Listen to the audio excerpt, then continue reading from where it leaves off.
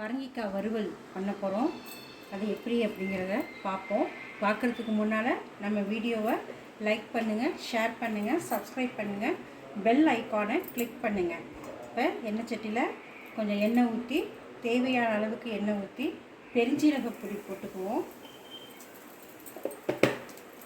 அது செவந்து வந்தோடனே அரிஞ்சு வச்சில்ல பெரிய வெங்காயம், சின்ன வெங்காயம் போட்டுக்கலாம், பெரிய வெங்காயம் போட்டுக்கலாம்.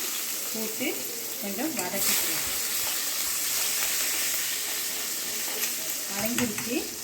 இப்போ கொஞ்சம் தக்காளி, 2 தக்காளி போட்டிருக்கேன். இந்த பரங்கிக்காவுக்கு 2 தக்காளி. கொஞ்சம் புளிப்பாக, அது இனிப்பாக இருக்கும் பரங்கிக்காய், இது கொஞ்சம் புளிப்பாக இருக்கும் போட்டோம் அப்படின்னாக்கா. அதனால் தக்காளியை போட்டு நான் லைட்டாக கிரைண்ட் பண்ணி தான் வச்சுருக்கிறேன். அதனால் அரைச்ச தக்காளி விழுத போட்டு நம்ம இது பண்ணிப்போம். அதுக்கு அந்த பச்சை வாசனை போனதுக்கப்புறமா இந்த பரங்கிக்காயை நம்ம அரிஞ்சு வச்சுருக்கோம்.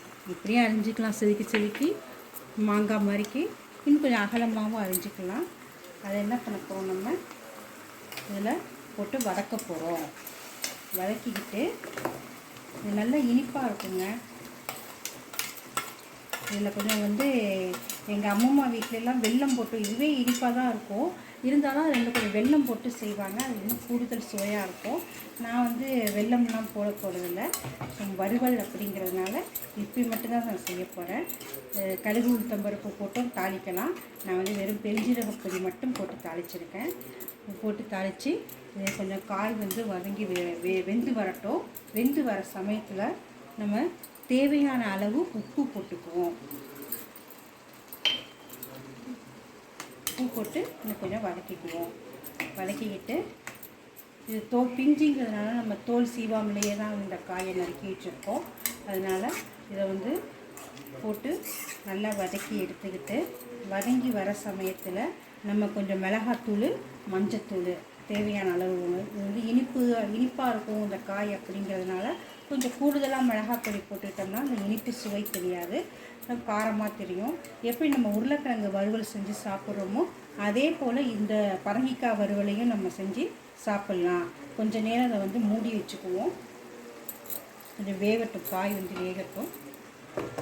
அதோட நம்ம என்ன பண்ண போகிறோம், மஞ்சத்தூள், மிளகாத்தூள் போட்டு கொஞ்சம் தேங்காய் விழுது வச்சுருக்கோம். அந்த தேங்காய் விழுதையும் அதில் போட்டு எடுத்து நம்ம கொஞ்சம் ட்ரையாக வறுத்து எடுத்துக்கிட்டோம் அப்படின்னாக்கா சாப்பிட்றதுக்கு நல்ல சுவையாக இருக்குங்க. இப்போ கொஞ்சம் மூடி வச்சுருந்தோம் இல்லையா, இதை இப்போ திறந்து தண்ணி சுண்டி வருது.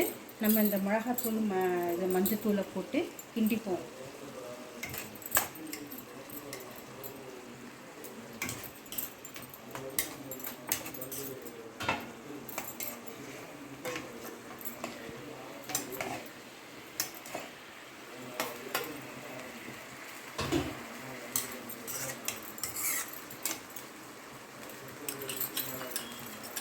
இதுக்கு கொஞ்சோண்டு தண்ணி ஊற்றினாலே போதுங்க. நான் தண்ணி இன்னும் ஊற்றவே இல்லை.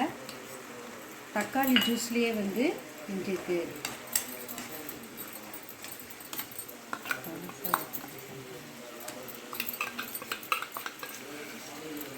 தேங்காய் போட்டிருக்கோம்.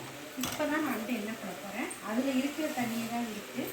சீக்கிரமே இந்த காய் வேகக்கூடிய குணம் கொண்டது. அதனால் கொஞ்சமாக தண்ணி ஊற்றி நம்ம என்ன பண்ண போகிறோம், இது பண்ணிக்குவோம். இது சப்பாத்திக்கு தொட்டுக்கலாம், தயிர் சாதத்துக்கு தொட்டுக்கலாம், சாம்பாருக்கு தொட்டுக்கலாம். குழந்தைங்கள்லாம் ரொம்ப விரும்பி சாப்பிடக்கூடிய ஒரு உணவுப் பொருளாக இருக்கும். உருளைக்கிழங்கெல்லாம் வறுத்தோம்னா சில குழந்தைங்க உரைக்குது அப்படின்னு சாப்பிட மாட்டாங்க. இந்த பரங்கிக்காய் பிஞ்சில் செய்யக்கூடிய இந்த வறுவல் எல்லாருக்குமே வயசானவங்களாம் விரும்பி சாப்பிடுவாங்க. இனிப்பாக இருக்கிறதுனால அவங்களுக்கு வேறு எந்த சுவையும் நாக்கில் தெரியாது. இந்த இனிப்பு சுவை நல்லா தெரியும். அதனால் அதை எங்கள் பாட்டிலாம் வலிச்சு சாப்பிடுவாங்க. அது ரொம்ப நல்லாயிருக்கும். நீங்களும் சாப்பிட்டு பாருங்கள். நன்றி, வணக்கம்.